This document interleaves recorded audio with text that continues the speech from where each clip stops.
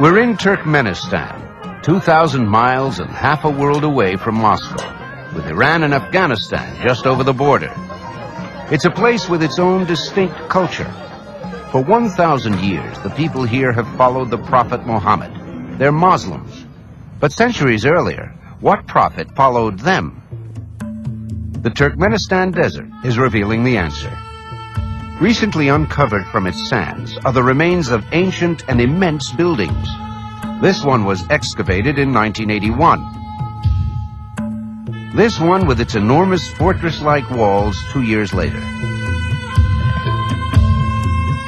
And this, which promises to be the largest yet, is just now being excavated. Even in September, it's still over 100 degrees out here, so the archaeology students dress accordingly. To do work like this in the middle of the desert, you've got to be a bit of a fanatic. Just like the discoverer of these sites, archaeology professor Victor Sarianidi. He's here to explore the unknown. Maybe it is palace. I don't know exactly. That's very because we only found the beginning our excavation. We don't know exactly what is this. It's interesting. Sarianidi is interested in results. So in some areas, he's using machines to shift large amounts of dirt. It's a controversial method. Maybe he'll destroy something unwittingly. But with small crews and tight budgets, it's the only way to work, he responds. Once his crews get down to these walls, though, they're very careful, and they certainly seem to know just where to dig. Oleg Rosenthal is their top wall finder. Since mud bricks aren't much different from desert sand, it's not so simple. There has to be a wall here someplace, but where we don't know. Oleg looks for clues in the color and texture of the desert floor.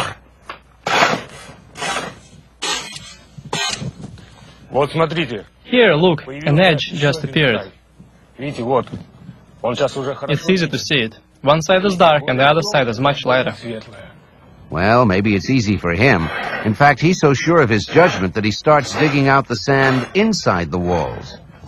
He uses texture as his guide, picking out soft dirt, leaving harder material in place. 2 days later, he's traced out the walls and confirmed his judgment with something you often find against the wall of a room. In the corner which we've excavated, there is a vessel. It's a big one, a common type, probably used to store liquids and grains. So far, we've only found 2 walls, but there will be 4. In fact, I think I'm uncovering one right now. 3-foot-high walls is all that's left of the buildings now, after 3,500 years of erosion by the desert. But imagine what this building used to look like. A massive structure, perfectly laid out, all with an elegant symmetry. Sarianidi calls it a fortress, but that's just guesswork. What's certain is the people who built it were highly civilized. Building this entire fortress was a giant undertaking. It shows that the people who lived here, the architects, already knew mathematics, already knew astronomy, already knew the fundamentals of geometry. In fact, Sarianidi has discovered nothing less than a new civilization. His team is busy piecing together what these people, he calls them Bactrians, were like. Flourishing at the same time as the pharaohs of Egypt, they are now taking their place as the world's 5th Bronze Age civilization. Long buried in graves and erosion-filled rooms, ancient Bactria is slowly emerging. Elegant drinking vessels, oddly styled figures, a god maybe? Animals of the desert, a centipede, a scorpion, cylindrical seals showing some kind of ritual,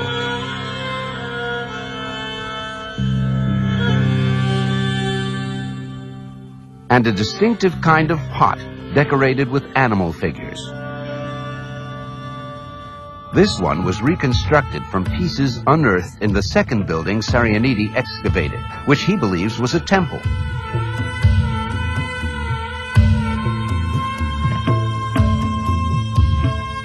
In spite of his bulldozing image, Sarianidi is actually a careful investigator. It's his usual practice to take soil samples in and around pottery, and the shattered pieces of the animal figure pot were no exception.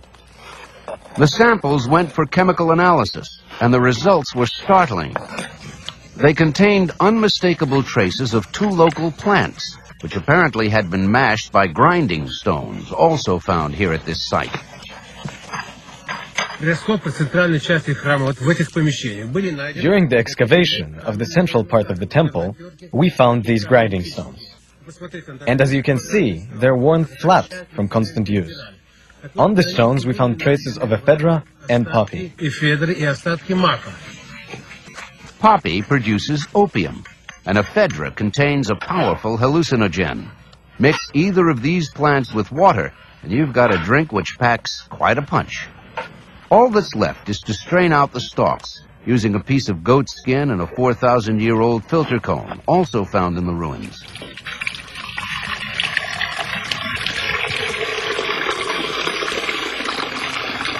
Actually, it's not such a surprise to find the Bactrians used drugs. Many ancient civilizations incorporated them into their rituals as a way to feel closer to the gods. But there was more to the ritual life of Bactrians, as revealed by these pits, which had clear signs of soot on their walls.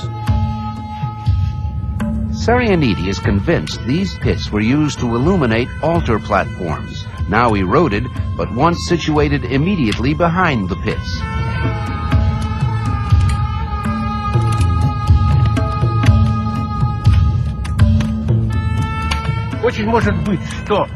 It's likely that on these two platforms sat the images of gods. And in their honor, a fire was burning here.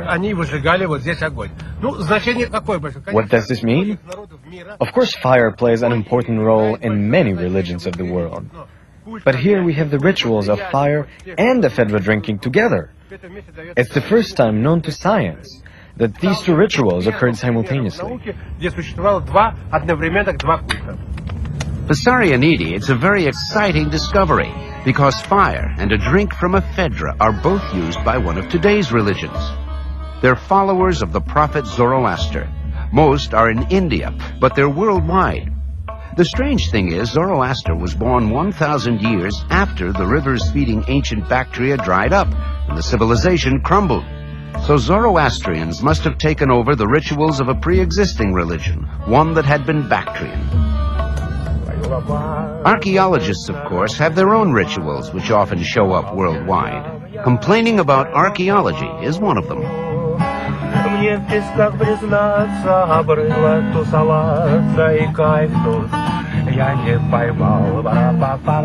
But in truth, archaeology is a passion for these people, as it has to be. After all, what else is going to send them back into the desert with pick and shovel tomorrow at dawn? But why the passion? It's because the rewards are unique. We've discovered an entire new country. Its culture, its civilization, its uniqueness must have had a strong effect on its neighbors. It's a new page in ancient history.